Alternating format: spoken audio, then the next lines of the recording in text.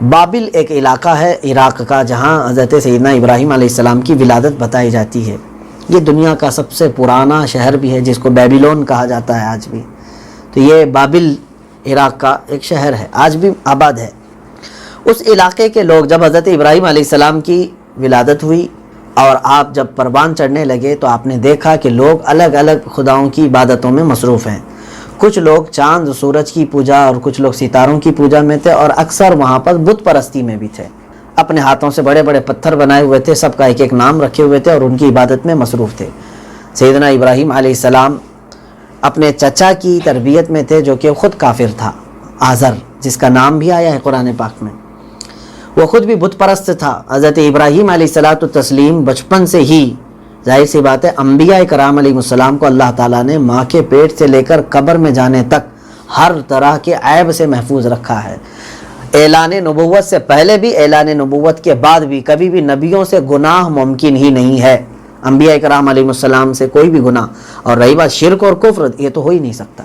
میں تو دوسرے عام اخلاقی گناہوں کی بات کر رہا ہوں، یہ بھی نبیوں کی زندگی میں کبھی نہ اعلان نبوت سے پہلے اور نہ اعلان نبوت کے بعد انبیاء کرام علیہ السلام سے کوئی خطا سرزد نہیں ہوئی۔ تو سیدنا ابراہیم علیہ السلام ویسے ماحول میں تھے جہاں پر پورا کفر و شرک پھیلا ہوا تھا، پھر بھی آپ نے اپنے چچا کو دعوت بھی دی اس وقت کہ ان خداؤں کو چھوڑ دو، ترک کر دو۔ کیا عقل نہیں ہے کہ یہ تمام چیزیں خدا ہو سکتی ہیں؟ کیا یہ ہمارے رب ہو سکتے ہیں، ہمارے رزق دینے کے قابل ہیں یہ تمام چیزیں؟ بچپن سے ہی آپ کے مکالمے اپنے چچا کے ساتھ ہوتے رہے، پھر آپ کے گاؤں والوں سے بھی ہوتے رہے، پھر جب جوانی کی دہلیز پر آپ نے قدم رکھا، اب یہ معاملات بڑھتے گئے۔ آپ نے کبھی بھی ان کے بتوں کی طرف توجہ نہیں کی، اور نہ ہی عبادت کے لیے جب یہ لوگ جاتے تو کبھی نہیں جاتے۔ اس گاؤں والوں کا ایک رواج یہ تھا کہ سال میں ایک بار میلہ ہوتا تھا، اور میلے میں آبادی سے باہر یہ جنگلوں میں جاتے تھے، دن بھر کھیل کود، لہو و لعب، ناچ گانے سب کر کے شام کو واپس آتے اپنے عبادت خانوں میں، پوجا وغیرہ کر کے پھر اپنے گھروں کو جاتے تھے۔ ایک بار حضرت ابراہیم علیہ السلام نے اپنے گاؤں والوں سے یہی مکالمہ شروع فرمایا کہ تم جن خداؤں کی پرستش کر رہے ہو یہ تمہیں نہ نفع دے سکتے ہیں نہ نقصان دے سکتے ہیں، کچھ نہیں ہے، تمہارے اپنے ہاتھوں سے بنے ہوئے ہیں۔ تو ان لوگوں نے کہا اے ابراہیم کل آنا ہمارے میلے میں، تمہیں پتہ چلے گا کہ کتنا مزہ آتا ہے میلے میں، کتنا لطف آتا ہے۔ تو اس کا مطلب یہ سمجھ میں آتا ہے بہت سارے لوگ صرف مزہ لینے کے لیے دین سے جڑے ہوئے ہوتے ہیں، کچھ ادیان سے، کچھ دھرم سے صرف اس لیے جڑے ہوئے ہیں کہ اس میں مزہ آتا ہے۔ تو پھر ایسا آدمی یہ بے عقل ہے، اس نے اپنے عقل کا استعمال نہیں کیا۔ آج بھی جیسے کچھ تہوار آتے ہیں، کسی کے ہاں بہت دھوم وغیرہ ہوتی ہے اور ناچ گانے ہوتے ہیں، تو کچھ لوگوں کو ایسا لگتا ہے ان کے ہاں بہت لطف ہے، مزہ ہے۔ میرے عزیزو، جہاں تمہارے نفس کو مزہ آئے کیا وہ دین ہے؟ دین تمہیں عقل سے سمجھنے کی ضرورت ہے۔ آخر جہاں تمہیں اس طرح کی چیزیں نظر آ گئیں، کیا تم اس طرف منہ پھیر لوگے؟ حضرت ابراہیم علیہ السلام نے کہا میں نہ تمہارے میلے میں آؤں گا، نہ ہی میں لطف اٹھاؤں گا، نہ مجھے مزے لینے ہیں تمہارے جس چیز کو تم دین کہہ رہے ہو۔ ان لوگوں نے جو بات کرنی تھی کی اور چلے گئے۔ دوسرے دن سیدنا ابراہیم علیہ السلام نے دیکھا پورے گاؤں میں کوئی بھی نہیں ہے، سب میلے میں جا چکے ہیں، آپ تنہا تھے۔ آپ ان کے بڑے عبادت خانے میں گئے اور اپنے ہاتھ میں کلاڑی لیا، اور یہ بھی جو ہے اتمام حجت ہے۔ یہ میں آپ کو بتا رہا ہوں کہ کیوں ایسا کیا۔ یہ عقلی دلیل لوگوں کو عقل کا استعمال کروانے کے لیے، نہ یہ کہ میں یہاں پر جو بات کہہ رہا ہوں اس کو غور سے سمجھیں۔ حضرت ابراہیم علیہ السلام نے چھوٹے بتوں کو گرانا شروع کیا، بت اوندھے منہ گر گئے، اور اس کے بعد سب ٹوٹ پھوٹ گئے، جو مٹی کے رہے ہوں گے بنے ہوئے سب ٹوٹ پھوٹ گئے۔ وہ کلاڑی جو آپ کے پاس تھی وہ بڑے بت کی گردن میں آپ نے لٹکا دیا، اس کو نہیں مارا، اس کو چھوڑ دیا اور واپس چلے آئے۔ شام کو جب یہ واپس آئے گاؤں والے اور اپنے خداؤں کی یہ درگت دیکھی تو بہت آگ پا ہو گئے، غصے میں آ گئے، سارے سب کے سب جمع ہوئے، میٹنگ ہوئی، پوچھا کہ کس نے کیا ہمارے خداؤں کے ساتھ۔ اب یہاں سے تذکرہ جو ہے قرآن پاک میں ہی ہے، قالوا سمعنا فتى يذكرهم يقال له ابراہیم۔ لوگوں نے کہا ہم نے ایک نوجوان کے بارے میں سنا ہے جس کا نام ابراہیم ہے۔ تو لوگوں نے کہا فأتوا به على اعین الناس لعلهم يشهدون، بلاؤ اس کو سب کے سامنے تاکہ دیکھا جائے کہ اسی نے کیا ہے کہ نہیں کیا۔ بلایا، حضرت ابراہیم علیہ السلام آئے۔ اس وقت گاؤں کے جتنے مکھیا تھے، بڑے تھے، سب جمع تھے، اور جو ان کا حاکم تھا وہ بھی تھا۔ پوچھا گیا قالوا اانت فعلت هذا بآلهتنا یا ابراہیم، اے ابراہیم ہمارے خداؤں کے ساتھ یہ حشر تو نے کیا ہے؟ ان کے ساتھ مار توڑ تو نے کیا ہے؟ ابراہیم علیہ السلام نے دیکھا سب چھوٹے چھوٹے گرے ہوئے ہیں، بڑا کھڑا ہے۔ آپ نے فرمایا قال بل فعلہ کبیرہم، نہیں ان کے بڑے نے ان کے ساتھ ایسا کیا ہے، ان کے بڑے نے ان کے ساتھ ایسا کیا ہے۔ حضرت ابراہیم علیہ السلام نے یہاں پر مراد کیا لیا؟ یہ دو معنی والی بات تھی۔ بڑا وہ لوگ کیا سمجھ رہے تھے؟ ابراہیم علیہ السلام کہہ رہے ہیں کہ بڑا جو کھڑا ہے اس نے سارے ان کو مار دیا ہوگا، کیونکہ کلاڑی بھی گردن میں لٹکی ہوئے ہے۔ ابراہیم علیہ السلام نے کہا ان کے بڑے نے مارا ہوگا، جبکہ آپ کے دل میں یہ مراد تھی ان کا بڑا تو میں ہی ہوں، ان کا بڑا میں ہی ہوں۔ فَاسْأَلُوهُمْ إِنْ كَانُوا يَنْطِقُونَ، پھر اگر تمہیں کوئی شبہ ہے، کچھ ہے، تو انہی سے کیوں نہیں پوچھ لیتے جو گرے ہوئے ہیں؟ اگر وہ بات کرتے ہیں تو ان سے ہی پوچھ لو کس نے ان کے ساتھ ایسا کیا ہے۔ اس کے بعد پھر وہ سب غصے میں آ گئے اور کہنے لگے کیا یہ کچھ بولتے تھوڑی نہ ہے، یہ ہم سے بات چیت نہیں کر سکتے، ہم کیسے ان سے پوچھیں گے؟ تب حضرت ابراہیم علیہ السلام نے کہا اف لکم ولما تعبدون من دون اللہ افلا تعقلون، اف ہے تمہارے اوپر، تف ہے تمہارے اوپر، ایسی کی عبادت کرتے ہو اللہ کو چھوڑ کر کے جو تمہیں نہ نفع دے سکتا ہے نہ نقصان پہنچا سکتا ہے، عقل کہاں ہے تمہاری؟ استعمال کرو۔ اب یہاں پر آ کر کے بہت سارے لوگ یا تو ہدایت حاصل کر لیں یا تو پھر جل بھن کر کے اور اپنے نفرت کی آگ کو بھڑکا لیں گے۔ یہی چیزیں ہر بار ہوتی ہیں، آج تک ہوتی آ رہی ہیں۔ اب میں اگر اپنے حالات بھی بتاؤں، ہمارے علاقوں میں جیسے ہندو دھرم کے اعتبار سے بھی جتنے انہوں نے بتوں کو بنایا ہے، ان کا جو سناتن دھرم ہے اس میں بھی بتوں کے بنانے کی اجازت نہیں ہے۔ اگر یہ خود دیکھیں کہ ان کے ہاں کتنے بت بنائے گئے تھے، کون سی چیزیں تھی جس چیز کو یہ آج کنٹینیو چلتے جا رہے ہیں، ان کے خود سوامیوں نے، پنڈتوں نے ان چیزوں کا اعلان بھی کیا ہے اور بتایا بھی ہے۔ میں گہرائی سے اب یہ تمام چیزیں بات نہیں کر رہا ہوں، لیکن یہ ہے کہ اپنے ہاتھوں سے بنا کر کے ابھی چند دنوں پہلے ہی میں نے ایک سوامی کی ایک کلپ دیکھی تھی، وہ شاید بہار یا پٹنہ کہیں کے رہنے والے ہیں۔ انہوں نے یہی کہا کہ اصل کو چھوڑ کر کے تم لوگ نقل کی طرف چل پڑے ہو، اصل یہ چیز نہیں ہے جن چیزوں کو تم پوجا کر رہے ہو۔ اب یہ بھی کیا کہتے ہیں کہ یہ اوتار ہے، اوتار اگر ہے تو تم نے اپنے ہاتھوں سے بنا کر کے ان کے ساتھ جو عزت اور تعظیم کا معاملہ کیا ہے، کیا یہ لائق ہے اس چیز کے لیے؟ اب خود عقل کا استعمال کرنا چاہیے۔ بتوں کی پوجا پہلے سے بھی آئیڈیل ورشپرز، ان کو عقل کا استعمال کرنے کی ضرورت ہے کہ جس مٹی کو تم گوندتے ہو اسی کو پیروں سے کچلتے ہو، اور اس کے بعد پھر جب تمہارا وقت مقرر ختم ہو جاتا ہے تو اس کو لے جا کر کے پانی میں ڈبو دیتے ہو۔ اور کیا خدا کی ایسی درگت بنائی جا سکتی؟ اس کے ہی ماننے والے اس کو ہی ڈبا کر کے آتے ہوں۔ پھر تعظیم کہاں گئی تمہاری؟ محبت کہاں گئی؟ ادب کہاں گیا؟ خدا کے متعلق تو ادب ہوتا ہے ہر بندے کے اندر۔ جب تک وہ تخت پر بیٹھا ہے تم تو اس کے متعلق ایک جملہ کہنے نہیں دیتے، اور اس کے بعد تخت کو ہی اٹھا کر لے جا کر پانی میں ڈال دیتے ہو۔ یہ کیسی انصاف ہے؟ یہ کیسا انصاف ہے؟ بہرحال بہت ساری ایسی باتیں ہیں جہاں میں آج بھی کہوں گا، دعوت دوں گا کہ عقل کا استعمال تو کرو، اور اسلام یہی کہتا ہے تم کو جس نے پیدا کیا اس کی عبادت کرو۔ وہ اللہ رب العزت ہے، وہ قادر مطلق ہے، جس نے ماں کے پیٹ سے لے کر اب تک تمہاری نگرانی فرمائی، اب بھی وہ تمہیں رزق دے رہا ہے۔ کوئی تو ہے جو اس پوری کائنات کو چلا رہا ہے۔ کیا یہ پتھر چلا رہے ہیں؟ پوری کائنات کو یہ پتھر چلا رہے ہیں؟ اگر یہ چلا رہے ہیں تو پھر ان کے ٹوٹ جانے کے بعد کائنات کو رک جانا چاہیے، نہیں رکتی نا۔ تو کوئی تو ہے یہ پوری کائنات کے نظام کو چلا رہا ہے۔ ابراہیم علیہ السلام نے یہی مکالمہ ان کے ساتھ کیا تھا، بت پرستوں کے ساتھ یہی کیا، لیکن ان ظالموں نے کیا کیا؟ قالوا حرقوہ، سب نے کہا نہیں اب اس کو جلا دو، اس کو زندہ رہنے کا حق ہی نہیں ہے۔ ابراہیم علیہ السلام کے متعلق انہوں نے کیا کہا؟ جلا دو۔ فیصلہ آ گیا۔ اس وقت جو نمرود تھا وہاں کا، اس نے کہا لکڑیاں جلائی جائیں، آگ جمع کر، یہ لکڑیاں جلا کر کے آگ لگائی جائے۔ 1 مہینے تک وہ لوگ لکڑیاں جمع کرتے رہے، اور جتنے جنگل میں جہاں جہاں جاتے تھے سارے مرد عورتیں سب اس میں شامل تھے، صرف ایک بندے کو جلانے کے لیے لکڑیاں لگائی گئیں، اور پھر اس میں آگ لگائی گئی، اور آگ بھی اتنی کہ کافی دور تک اس کی تپش آ رہی تھی، آس پاس کوئی قریب نہیں جاتا تھا۔ کس کو جلانے کے لیے؟ کس کو جھونکنے کے لیے؟ ابراہیم علیہ السلام کو۔ 1 مہینے کے بعد اب آگ میں ڈالنے کی بات آئی تو سامنے جا کر کے ڈالے کون؟ اتنی تیز اس کی تپش آ رہی تھی کہ آگ جو ہے اتنی بلند ہو گئی تھی کہ اس کے شعلے آسمان تک دکھ رہے تھے۔ اب پہلی مرتبہ دنیا میں منجنیق بنی. منجنیق کیا ہے؟ توپ جیسا ہوتی ہے, اس میں گولا رکھ کر کے جیسے اڑا دیا جاتا ہے توپ.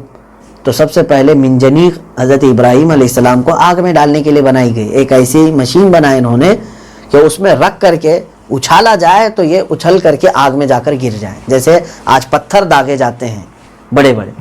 حضرت ابراہیم علیہ السلام کو اس منجنیق میں رکھا گیا, اور جب اچھالنے کی بات آئی سیدنا جبرائیل علیہ السلام فوراً آسمانوں سے آئے اور کہا الک حاجت یا خلیل اللہ, اے اللہ کے خلیل کوئی آپ کو حاجت ہو تو بیان فرمائے. حضرت ابراہیم علیہ السلام کا توکل اور یقین دیکھیں, اس وقت بھی آپ نے فرمایا اے جبرائیل حاجت تو ہے مگر تم سے نہیں, مجھے میرے اللہ سے ہے. حضرت ابراہیم علیہ السلام نے فرمایا کہ میرا زندہ رہنا اور میرا آگ میں ڈالا جانا اللہ تعالیٰ سے یہ مخفی نہیں ہے, وہ خوب دیکھ رہا ہے. ابراہیم علیہ السلام کو انہوں نے منجنیق سے اچھالا اور آگ میں پھینک دیا. جیسے ہی آپ آگ میں اندر آئے اللہ تعالیٰ کا یہ حکم آیا جس آیت کو ہم نے تلاوت کیا, قلنا یا نار کونی بردا وسلاما علی ابراہیم. ہم نے فرما دیا اے آگ ابراہیم پر ٹھنڈی ہو جا اور سلامتی والی بن جا. اور آگ کو جیسی حکم ہوا, روایت میں یہ ہے کہ وہاں جلتی ہوئی جو آگ کو حکم آیا تھا وہ آگ ٹھنڈی ہو گئی. روشنی تو تھی لیکن اس کی تپش ہی نہیں تھی. آگ جو ہے جل تو رہی تھی, اس کی روشنی بھی ہے بھڑکتی ہوئی, لیکن گرمی اس کے اندر کچھ بھی نہیں. ابراہیم علیہ السلام کو ٹھنڈی ہوائیں لگ رہی تھی اندر, جیسے کہ ایک باغیچے میں آپ تشریف فرماؤ. آپ کو جن رسیوں سے باندھا گیا تھا, آپ کی بندش کے علاوہ باقی آپ کا جسم کا ایک رواں بھی اس آگ سے نہیں جلا تھا, ایک بال بھی نہیں جلا. جبکہ آج موم بتی کے قریب بھی اگر انگلی کر دو آپ کی انگلی کے اوپر کے بال جل جائیں گے. اللہ کا حکم ہوا. اب روایت میں یہ ہے کہ اس وقت دنیا میں جہاں جہاں آگ جل رہی تھی سب ٹھنڈی ہو چکی تھی. اس کا مطلب یہ ہے کہ ہر چیز دنیا میں جو اس کی فطرت ہے, مثال کے طور پر آگ کی فطرت کیا ہے؟ جلانا. چاقو کی فطرت کیا ہے؟ کاٹنا. یہ سب چیزیں ہیں نا, چاقو کی فطرت ہے کاٹنا, آگ کی فطرت ہے جلانا, برف کی فطرت ہے ٹھنڈا کر دینا, پگھلا دینا. اب یہ فطرتیں ان کی خود کی ہیں, لیکن اس سے پتہ چلتا ہے جب تک اللہ کا حکم نہیں آتا یہ چیزیں بھی اپنا اثر نہیں کرتی. آگ جلانے والی ہے لیکن اللہ کا حکم آیا تو ابراہیم علیہ السلام کو اس نے نہیں جلایا. چھری چاقو کاٹنے کا اثر رکھتی ہے, لیکن ابراہیم علیہ السلام نے اپنے بیٹے کی گردن پر چھری چلائی تھی کہ نہیں چلائی؟ کیا چل گئی وہ؟ یعنی فطرت ختم ہو سکتی ہے, بدل جاتی ہے جب اللہ کا حکم آ جائے. اللہ کا حکم آ جائے تو تیز کاٹنے والی چاقو بھی کسی پر نہیں چلے گی, تیز جلانے والی آگ بھی کسی کو نہیں جلا سکے گی. آج بھی ہو جو ابراہیم سا ایمان پیدا, آگ کر سکتی ہے اندازے گلستان پیدا. ابراہیم علیہ السلام کے ایمان کا وہ امتحان تھا. اب یہ آگ جو ہے کافی دن تک جلتی رہی. اس وقت تک ابراہیم علیہ السلام آگ کے اندر ہی تھے. جب آگ کے شعلے سرد پڑے پھر وہ راکھ میں بدلنے لگے. جب ختم ہو گئی لوگوں نے تو یہ تصور کر لیا تھا کہ وہ جل کر راکھ ہو گئے, نہ جانے ان کا کوئی نشان بھی باقی ملے یا نہ ملے. لیکن سیدنا ابراہیم علیہ الصلوۃ والتسلیم اپنے کپڑے جھاڑتے ہوئے آگ سے ویسی سلامت باہر آئے. اب یہ معجزہ تھا, اس کو دیکھ کر کے کئی لوگ ایمان بھی لائے. اب ظاہر سی بات ہے ان کو اب کچھ نہیں سوچتا تھا کہ ہم نے تو اس کو ختم کرنے کے لیے بھڑکیلی آگ میں جھونک دیا, لیکن یہ آگ میں نہیں جل سکا, تو اب اس کے علاوہ ہم کیا کریں گے. پھر آپ کو حضرت ابراہیم علیہ السلام کو جلا وطن کرنے کا انہوں نے فیصلہ کر دیا. کہا کہ جو کچھ بھی ہو اب تمہارے قتل مارنے وغیرہ کے ہم تو نہیں کر سکیں گے, جو سب سے بھیانک ہونا تھا آگ کے ذریعے سے وہ کر کے دیکھ لیا ہم نے, لہٰذا اب تم یہ وطن یہ گاؤں چھوڑ کر کے چلے جاؤ. ابراہیم علیہ الصلوۃ والتسلیم اس وقت بابل چھوڑ کر پھر مصر کی طرف تشریف لائے. یہ سیدنا ابراہیم علیہ السلام کے ساتھ جو امتحان اللہ تعالیٰ نے لیا وہ پہلا امتحان تھا. اس میں دو امتحان ہو گئے, ایک تو آپ کی جان کا امتحان اور ایک پھر آپ کے وطن کو لے کر کے امتحان. پھر جب آپ کی عمر بلند ہوئی تب آپ کی اولاد کی قربانی کا امتحان بھی ہوا, آپ کے مال سے بھی امتحان ہوا. تقریباً انسان انہی چار چیزوں سے محبت کرتا ہے, مال سے, اولاد سے, وطن سے, اپنی جان سے. اور یہ اللہ تعالیٰ کی سنت ہے کہ جو بندہ جس چیز سے محبت کرتا ہے اسی کو لے کر کے اللہ امتحان لیتا ہے. اور ابراہیم علیہ السلام ہر امتحان میں ثابت قدم رہے, کامیاب بھی رہے. یہ سیدنا ابراہیم علیہ الصلوۃ والتسلیم کو آگ میں ڈالا ان لوگوں نے. اس کے بعد کے جو حالات ہیں اس گاؤں والوں کے ساتھ جو ہوا, ایک ہی سال کے بعد اللہ تبارک و تعالیٰ نے ان کو اتنی خطرناک بیماریوں میں مبتلا فرمایا کہ ان کے گوشت سب نکل جاتے تھے، صرف ہڈیاں باقی رہ جاتی تھی، جیسے کہ کسی مردے کا ڈھانچہ ہو، چلتے پھرتے ان کے گوشت جھڑنے لگتے تھے، اور پورا گاؤں اسی بلا میں مبتلا ہو کر ہلاک ہو گیا، ختم ہو گئے۔ اب دیکھیں یہاں پر کچھ چیزیں جو ملتی ہیں ہم کو، حضرت ابراہیم علیہ السلام کو آگ میں ڈالنے کے بعد جن جن لوگوں نے مدد کیا آگ جلانے کے لیے، ان کے ساتھ برا یعنی معاملہ ہوا اور پھر عذاب میں وہ گرفتار بھی ہوئے۔ لیکن جو لوگ ایمان لائے اور جو ابراہیم علیہ السلام کی سلامتی کی دعا کرتے رہے، حتیٰ کہ جانوروں میں بھی اللہ نے ان کو عزت بخشی۔ ایک روایت میں یہ ملتا ہے کہ اس وقت گرگٹ جو ہے یہ آگ کو پھونک رہا تھا، پھونک مار رہا تھا کہ آگ اور بڑھ کے نبی اللہ ابراہیم علیہ السلام کو جلانے کے لیے۔ اور روایت میں ساتھ میں یہ بھی ہے کہ ہنس ایک پرندہ ہے، اس کے متعلق ہے، اور بعض میں ہے کہ مینڈک، انہوں نے اپنے منہ سے پانی کے قطرے گرانے شروع کیے آگ کے قریب، جبکہ آگ تک تو یہ نہ پہنچ سکتے تھے کچھ نہیں، کس لیے کہ ایک ایک قطرہ اس میں جائے تو آگ بجھ جائے۔ اب حدیث میں ہے، رسول کریم صلی اللہ علیہ وسلم کے فرامین کا مفہوم ہے کہ گرگٹ کو جہاں دیکھو تو اسے مار دو، ثواب ہے، اور ایک ہی بار میں مارنا اور ثواب ہے۔ گرگٹ کو مار دینا چاہیے کیونکہ وہ گستاخ رسول ہے۔ رسول کریم صلی اللہ علیہ وسلم کے فرامین سے یہ ملتا ہے کہ وہ نبی اللہ خلیل اللہ ابراہیم علیہ الصلاۃ والتسلیم کو آگ میں ڈالے جانے کے بعد اور آگ بھڑکانے کی خواہش کرتا رہا، اور پھر ساتھ میں ہی بزرگوں نے یہ فرمایا نہ مینڈک کو مارو نہ ہنس کو مارو، دو بھی اس میں۔ کیوں؟ یہ ایک نبی کی آگ کو بجھانے کے لیے اپنی جتنی ہو سکی وہ کوشش کرتے رہے۔ اب یہاں سے پتہ یہ چلتا ہے گرگٹ کے پھونکنے سے نہ آگ بڑھ سکتی تھی، کتنی پھونک ہو سکتی، اور نہ ہی مینڈک کے پانی ڈالنے سے آگ بجھ سکتی تھی، لیکن دونوں نے اپنے اپنے حصے کا کما لیا۔ اس کا مطلب یہ ملتا ہے کہ فقط نیتوں سے ہی آدمی کے خوش نصیب اور بد نصیب ہونے کا پتہ چل جاتا ہے۔ تم نے اگرچہ وہ کام نہیں کیا لیکن تمہاری نیت تھی، اسی لیے میرے آقا صلی اللہ علیہ وسلم نے فرمایا قاتل اور مقتول دونوں جہنم میں جائیں گے، قاتل اور مقتول دونوں جہنم میں، یعنی دونوں کی لڑائی ہو رہی تھی ایک دوسرے کی، اور ایک نے قتل کر دیا دوسرا قتل ہو گیا۔ قاتل قتل کرنے والے کو کہتے ہیں، اور مقتول جو قتل ہو چکا، اور میرے آقا صلی اللہ علیہ وسلم نے فرمایا دونوں جہنم میں جائیں گے۔ میاں مقتول کا کیا جرم ہے، وہ تو بیچارہ آلریڈی مر گیا۔ قاتل سمجھ میں آتا ہے کہ اس نے تلوار اٹھائی اور مارا، یہ مرڈر کیا ہوا ہے آدمی، یہ کلر ہے، اس کے متعلق تو آیا، لیکن مقتول کے متعلق کیا ہے؟ جانتے ہیں آپ میرے آقا صلی اللہ علیہ وسلم کے فرامین کی حکمت کیا ہے؟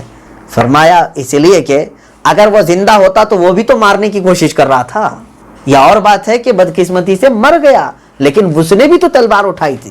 ہاں ایک وہ ہے جو ظلمن قتل ہو گیا ہے، یعنی وہ کسی کو قتل کرنے کا ارادہ نہیں کیا تھا، ظلمن مارا گیا ہے، تو اس کے متعلق یہ نہیں ہے کہ وہ دوزخ میں جائے۔ ان لوگوں کے بارے میں کہ دونوں آپس میں گتم گتا ہو گئے، یہ اس کو مارنا چاہ رہا تھا، وہ اس کو مارنا چاہ رہا تھا، لیکن ایک اس میں مر گیا، تو ان کے متعلق آ گیا وہ دونوں جہنم میں ہے۔ کیوں؟ اس نے بھی قتل کی ہی نیت کی تھی۔ اسی طرح میرے عزیزو آدمی کے بدبخت اور خوشبخت ہونے کے لیے اس کی نیتیں ہی کافی ہو جاتی ہیں۔ گرگٹ ہمیشہ کے لیے مردود ہو گیا اور وہ گستاخ رسول اور گستاخ نبیوں میں شامل ہوا، مینڈک ہو یا ہنس ہو، ان کے متعلق رحم کا معاملہ کرنے کا حکم آیا۔ اسی طرح سے بزرگوں نے یہ بھی فرمایا ہے کبوتر کے ساتھ اچھا معاملہ کریں، مکڑی کے جال اگرچہ ہم نکالیں لیکن مکڑی کو مارنے سے منع کیا گیا ہے، مکڑی کو نہ مارو، کیونکہ جب غار ثور میں میرے آقا صلی اللہ علیہ وسلم تشریف فرما تھے تو مکڑی نے جال بن کر کے میرے آقا کا دفاع کیا تھا، ڈیفنس کیا تھا۔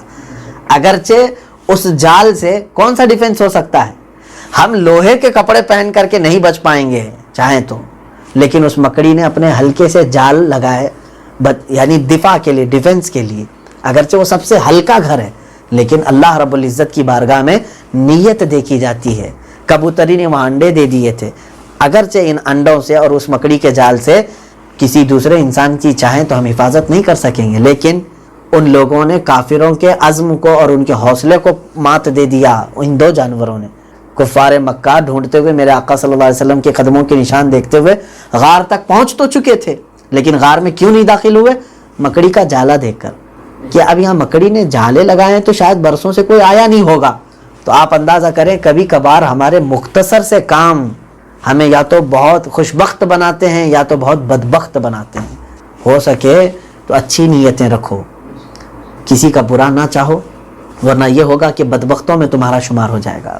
جیسے اللہ کے گھر مسجد کو تمہارا ایک سکہ 1 روپیہ تم نے ڈالا ہے, نیت یہ کیا اللہ تبارک و تعالیٰ کا یہ مقدس گھر ہے, اس کی ترقی ہو تاکہ یہاں سجدوں سے لوگ آباد رہیں, دین کا نظام چلتا رہے. آپ نے 1 ہی روپیہ رکھا. جانتے ہیں آپ کہ 1 روپے میں اس زمانے میں نہ مسجد کی کوئی چٹائی آتی ہے, نہ کوئی سیمنٹ, نہ پتھر, کچھ نہیں آتا. لیکن اللہ کی بارگاہ میں تمہاری وہ خلوص و نیت کے ساتھ کا دیا جانا 1 روپیہ بڑا مقبول ہوتا ہے. لیکن اسی کے ساتھ تم نے نقصان پہنچانے کی کوشش کی. کوئی آ رہا تھا اس کو روکا, یہ سوچ کر کہ تم کو کچھ حسد تھا, دل میں کچھ کڑن تھی اس مسجد کے متعلق, تمہیں اسی وقت بدبخت کر دیا جائے گا. تمہارے ایک آدمی کے روکنے سے مسجد ختم تو نہیں ہوتی, لیکن تم ہمیشہ کے لیے اللہ کی بارگاہ میں مردود ہو جاؤ گے. تم ہمیشہ کے لیے اللہ کی بارگاہ میں بدبخت بنا دیے جاؤ گے, کیونکہ تم نے رخنہ ڈالنے کی کوشش کی. آج اس پورے واقعے سے اور بھی دیگر انبیاء اکرام علیہ السلام کے تذکرے موجود ہیں. حضرت داؤد و سلیمان علیہ السلام کا, حضرت لوط علیہ السلام کا, حضرت زکریا اور یحییٰ علیہ السلام کا, حضرت یونس علیہ السلام کا, حضرت ایوب علیہ السلام کی. یہ تمام تذکرے ہیں, پھر انشاءاللہ العزیز دیگر تفاسیر میں عرض کیے جائیں گے. مگر ابراہیم علیہ السلام کے ان واقعات سے میں صرف اتنا سبق لے کر کے آپ کو نصیحت کرنا چاہوں گا کہ ہو سکے تو اچھے کاموں میں سپورٹ کرنے کی کوشش کرو, تاکہ اللہ تعالیٰ کی ہمیشہ کی رحمت تم پر آ جائے. اور نہیں ہو سکتا تو خاموش رہو, یہ نہیں کہ نقصان پہنچانے کی کوشش کرو. تمہارے دین کو نقصان پہنچانے کی خواہش سے دین کبھی ختم نہیں ہوگا. بڑے بڑے ظالم آئے, دین کو انہوں نے تباہ کرنے کی ہر ممکن کوشش کی, پورا شہر خون سے انہوں نے نہلا دیا مسلمانوں کے, پھر بھی دین ختم نہیں ہوا. تم سے بھی نہیں ہو سکے گا. آج جو لوگ اس طرح کے کوششیں کر رہے ہیں, تم سے بھی نہیں ہو سکے گا ختم. چنگیز, ہلاکو, بڑے بڑے ظالموں سے نہیں ہو سکا تو تم سے کیا ہوگا. لیکن یہ ہے کہ تم ہمیشہ کی اپنی بدبختی یہاں پر نقش کر کے چلے جاؤ گے, اللہ کی بارگاہ میں ہمیشہ بدبخت شمار کیے جاؤ گے. اللہ کریم ہم سب کو نیکیوں میں تعاون کرنے کی توفیق عطا فرمائے, اور دین میں رخ نہ ڈالنے, فساد اور فتنہ کرنے سے ہم سب کی مولا حفاظت فرمائے. اور اس سورہ میں حضرت سیدنا داؤد علیہ السلام اور حضرت سلیمان علیہ السلام کے متعلق ایک مختصر سا ایک واقعہ یہ آیا ہے کہ داؤد علیہ السلام اس وقت سلطان تھے, بادشاہ تھے, اور تمام لوگوں کے سردار تھے. اس وقت آپ کی بارگاہ میں 2 لوگوں کا مقدمہ آیا, ایک بکریوں والا تھا اور ایک کھیتی والا تھا. دونوں یہ معاملہ لے کر کے آئے کہ بکریوں والے نے بکریوں کو چھوڑا تو وہ کھیتی پوری چر گئی. کھیتی چر گئی, اور کھیتی والا جو ہے وہ حضرت داؤد علیہ السلام کے پاس آیا اور کہا کہ میں میرا حق چاہتا ہوں کہ اس کی بکریاں میرا کھیت چر گئی. کھیتی والے نے کہا میں تھا ہی نہیں بکریوں کے پاس, مجھے پتہ ہی نہیں ہے میری بکریاں کب گئی اور کب کھیت چر گئی, میں کیا اس کو دوں. حضرت داؤد علیہ السلام نے حکم دیا کہ بکریاں کھیتی والے کو دے دی جائیں تاکہ کھیت کا جو نقصان ہوا ہے وہ بھرپائی ہو جائے. تو اب یہاں بکری والا کیا کرے گا, اس کی تو پوری بکریاں چلی گئیں. حضرت داؤد علیہ السلام نے یہ فیصلہ تو کر دیا.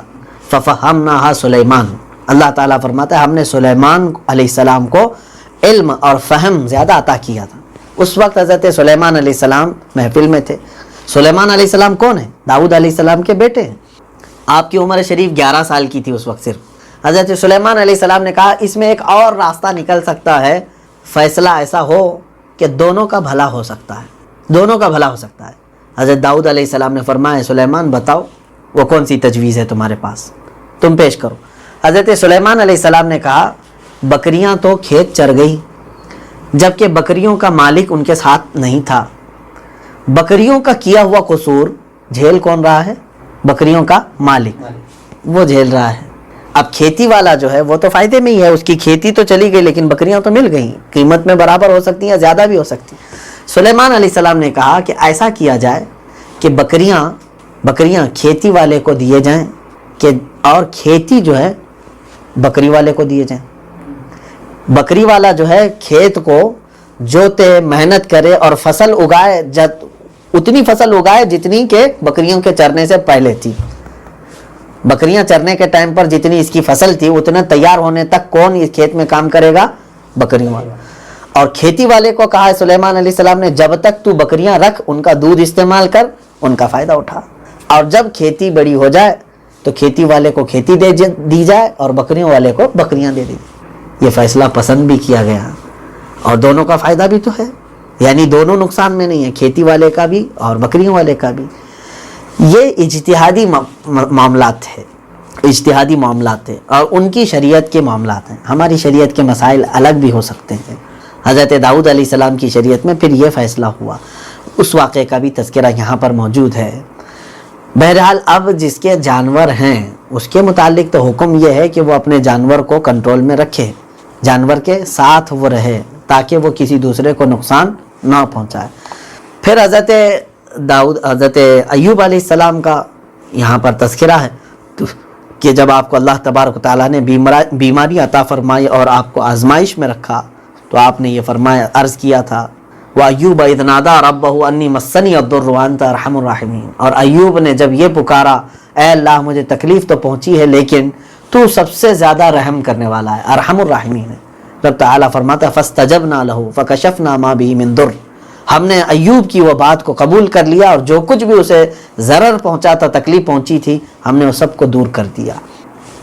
اس آیت کے متعلق مفسرین نے فرمایا جس نے بھی اللہ رب العزت کی بارگاہ میں یہ کہا ربی انی مسنی الضر وانت ارحم الراحمین، اے اللہ مجھے مصیبت تو پہنچی ہے، تو ارحم الراحمین ہے، تو اس کا وعدہ ہے کہ جیسے اس نے ایوب علیہ السلام کی اسی بات پر فوراً ان کی تکلیف کو دور فرمایا، انشاءاللہ العزیز ہماری بھی تکلیفوں کو مولا فوراً دور کرے گا۔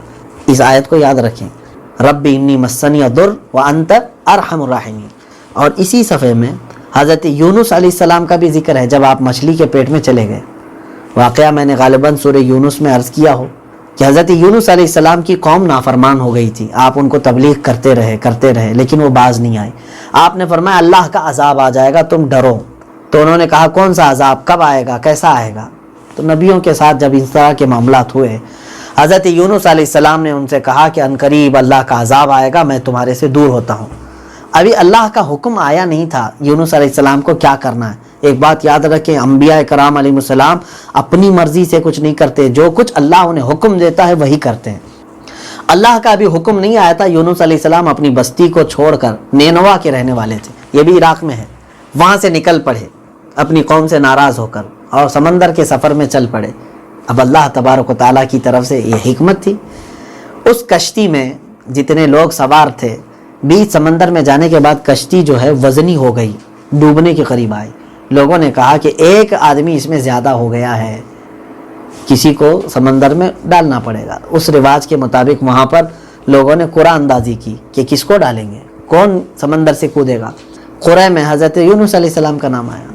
انہوں نے سب یہ محسوس کیا کہ ہم میں سے سب سے شریف آدمی ہے، یہ سب سے بہترین آدمی ہے، پھر قرعہ ڈالے، پھر آپ کا نام آیا، تیسری بار قرعہ ڈالے، پھر آپ کا نام آیا۔ لوگوں نے محسوس کیا کہ شاید اسی کی وجہ سے کشتی بوجھل ہے، حضرت یونس علیہ السلام کو اٹھا کر سمندر میں ڈال دیا گیا۔ جیسے ہی آپ کو سمندر میں ڈالا، اللہ تعالیٰ کا حکم ہوا، وہاں جو سب سے بڑی مچھلی تھی سمندر کی، اس مچھلی نے حضرت یونس علیہ السلام کو نگل لیا، لیکن اس مچھلی کو غذا نہیں بنایا گیا، بلکہ اس کا پیٹ آپ کے لیے پناہ گاہ بنائی گئی، محفوظ جگہ بنائی گئی۔ لیکن اللہ تعالیٰ کا یہ عتاب ہے، رب تبارک و تعالیٰ کی طرف سے، وہ اپنے نبیوں کو کہاں، کس جگہ، کیسے محفوظ رکھتا ہے، یہ اس کی حکمت ہے۔ مچھلی کے پیٹ میں آپ رہے، بعض روایات میں ہے تقریباً 40 دن گزر گئے، بعض میں ہے کہ 1 دن اور کچھ لمحات۔ اس وقت حضرت یونس علیہ السلام نے محسوس کیا کہ میں اپنی بستی کو چھوڑ آیا اللہ کا حکم آنے سے پہلے ہی، اور ادھر ان کی بستی نے دیکھا اللہ کا عذاب آنے لگا، آسمان پورا کالا ہو چکا تھا۔ تو بڑے لوگوں نے قوم کے سب کو ڈرایا اور کہا کہ وہ نبی تھے یونس، انہوں نے جو کہا تھا وہ بالکل حق تھا، اے لوگوں اب تمہاری تباہی ہے، بربادی ہے، اب تم دیکھو کیا کرو گے۔ سب ایک جگہ میدان میں جمع ہو گئے اور سبوں نے پکار کر کے کہا اے اللہ ہم تجھ پر ایمان لاتے ہیں، یونس علیہ السلام اگر ہمارے ہاں سامنے ہوتے تو آج ہم ان کی نبوت کو تسلیم کرتے، ان کی شریعت پر عمل کرتے، توبہ کرتے ہیں، لیکن تیرے نبی نے ہم کو چھوڑ دیا۔ ان کے پاس تو عذر تھا نا، ان کے پاس عذر تھا، نبی ہی جا چکے تھے، تو اللہ تعالیٰ نے ان کے ایمان کو بھی قبول کیا، کیونکہ 11ویں پارے میں یہ سورہ یونس میں اس کا تذکرہ ہے، لما آمنوا کشفنا عنہم العذاب، اللہ فرماتا ہے جب وہ ایمان لائے تو ہم نے ان کا عذاب دور کر دیا، آیا ہوا عذاب بھی ٹل گیا، کیوں؟ ایمان لے آئے تھے۔ اب ادھر حضرت یونس علیہ السلام مچھلی کے پیٹ میں جو چلے گئے، یہ بھی اللہ تعالیٰ کی حکمت تھی، یعنی انبیاء اکرام علیہ السلام کو اللہ تبارک و تعالیٰ نے یہ تربیت دی کہ آپ کو قوم کے لیے بھیجا گیا ہے، اور قوم کو آپ اس طرح چھوڑ کر اللہ کا حکم آنے سے پہلے نہیں جا سکتے۔ تو حضرت یونس علیہ السلام رونے لگے کہ اے اللہ، اے رب ذوالجلال، تیرا یہ عتاب ہے، تیری آزمائش میں گرفتار ہو چکا ہوں۔ فظن اللہ نقدر علیہ، وہاں سے اللہ تعالیٰ فرماتا فنادا فی الظلمات اللہ الہ الا انت سبحانک انی کنت من الظالمین، ان اندھیریوں میں، مچھلی کے پیٹ میں جو اندھیرا تھا، وہاں سے آپ نے پکارا کوئی معبود نہیں سوائے اللہ کے، تجھی کو پاکی ہو مولا، تجھی کو پاکی ہو، انی کنت من الظالمین۔ آپ نے کہا یہ بندہ عاجزی کے وقت ان الفاظ کو اپنی زبان پر لاتا ہے۔ اللہ تبارک و تعالیٰ نے آپ کی اس ادا کو بھی پسند فرمایا، یعنی لا الہ الا انت سبحانک انی کنت من الظالمین جیسی انہوں نے کہا، فوراً آیت اس کے فوراً بعد ہے، اللہ فرماتا ہے فاستجبنا لہ ونجیناہ من الغم، ہم نے فوراً یونس کی دعا کو قبول کر لی اور ان کو غم سے ہم نے آزاد کر دیا۔ وَكَذَلِكَ نُنْجِي الْمُؤْمِنِينَ، اللہ تعالیٰ یہ بھی فرماتا ہے اور اسی طرح ہم مومنوں کو بھی نجات دیں گے۔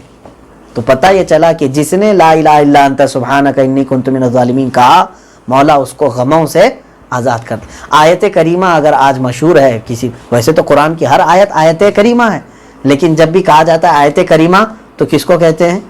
لا الہ الا انت سبحانک انی کنت من الظالمین۔ یہ بہت مجرب ہے، مؤثر وظیفہ ہے۔ جب کبھی مشکلات ہوں اپنے گھر میں سارے لوگ بیٹھ کر کے اس کو پڑھیں اور پھر دیکھیں اللہ تبارک و تعالیٰ کیسے آپ کو غموں سے آزاد کرتا ہے۔ میں کہہ رہا ہوں اس لیے نہیں، ہو سکتا ہے میری بات غلط نکلے، لیکن رب فرما رہا ہے تو اللہ کا وعدہ جھوٹا نہیں ہو سکتا۔ تو انبیاء اکرام علیہ السلام کے اور بھی دیگر معاملات ہیں، اللہ تبارک و تعالیٰ ان کے تمام واقعات سے ہمیں عبرت عطا فرمائے، درس عطا فرمائے۔